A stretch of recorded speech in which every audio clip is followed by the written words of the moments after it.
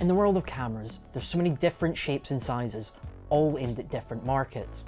In this guide, we're hopefully going to demystify the ever-growing world of digital imaging technology and give you some information on the technology behind them, as well as how we categorize cameras. Cameras are most often measured by their sensor size, and you will hear terms like megapixel and super 35 bandied about. But what do they mean? When we use the term megapixels, we are referring to how many millions of photosites or pixels the sensor has to capture light. These photosites capture light and turn that into data, which gives us our image. Contrary to popular opinion, bigger isn't always better, as having a large number of pixels per sensor actually means our photosites are smaller and will capture less light, which in turn may introduce more noise in darker conditions. Generally, we refer to megapixels when talking about DSLR and DSLM cameras. Traditionally, 35mm and 60mm film have always been the accepted professional standard. Super 35, Super 16 and APS-C are just a few newer standards when it comes to sensor size. These standards help us understand the crop factor we will experience when using lenses designed for 35mm. The image circle produced by a lens does not change depending on the sensor size. Therefore, if we use a smaller sensor, we'll crop into the image circle projected by the lens. So what are the options? Starting at the top, we have what are commonly referred to as large format or cine cameras. These cameras are specifically designed for the high-end cinematography market. Often characterized by their large sensors, raw recording formats, and professional connections, they are the go-to on most advertisement, short, and feature films. Another defining feature of large format cameras is the support for detachable lenses. This gives you a greater choice when deciding how to shoot. These cameras are often kitted out on large rigs and have loads of accessories to give you the ability to cover any shoot. Next up, we have what are known as ENG and EFP cameras.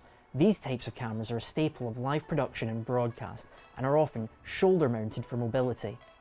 ENG cameras tend to have built-in ND filters, allowing you greater control over exposure whilst out in the field, but they tend to record to more compressed formats, as raw files can make data management much more tricky. The most common lens mount for these types of cameras is the B4 mount, which allows the use of servo lenses for easy handheld control of zoom and focus operations. In a similar vein to ENG and EFP cameras, we also have a range of studio cameras. They are also commonly found with a B4 mount. These cameras are what you would expect to find in any television studio. A major difference between studio and any other range of camera is that studio cameras often don't record internally. They are designed to be implemented into a live production workflow, where an output is taken from the camera to a mixer and then an output for transmission. One benefit of using studio cameras in live production is their support for camera control units, or CCUs. These allow you to remotely control functions like iris, white balance, and even color. This allows you to balance multiple cameras to ensure that when switching between them, there isn't a large shift in brightness or color. Video cameras is a broad title that covers what most people think of when they want to record video. This can be anything from small consumer cameras like action cameras, all the way up to large professional units. Video cameras are most commonly associated with videography, from weddings and corporate to vlogging. Rather than recording in large, lightly compressed formats, video cameras are aimed to reduce the need for post-production by capturing in more compressed and easily manageable file formats. They often have a fixed lens and built-in microphones, reducing the need for elaborate rigs or setups. For photographers, the sight of a DSLR or DSLM camera will be normal. However, these cameras that were traditionally used to capture stills now widely support capturing video. Both DSLR and DSLM cameras have large sensors, making them very affordable solutions for high-resolution work. They also use interchangeable lenses, and their price point makes them very popular for people taking their first steps into videography. A relative newcomer to the world of cameras is the 180 and 360 degrees cameras.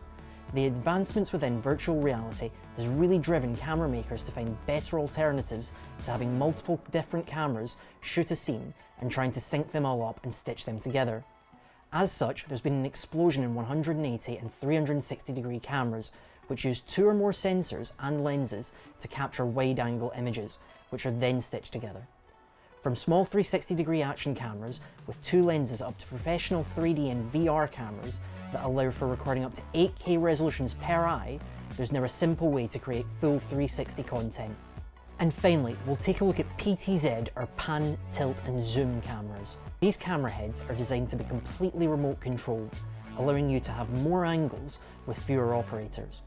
Often used for larger scale multi-camera productions such as live music events, reality TV and hidden camera shows. From a standard PTZ controller, you can control all of the functions of multiple cameras and even store position data, allowing you to recall configurations depending on the time of day or program that you're working on.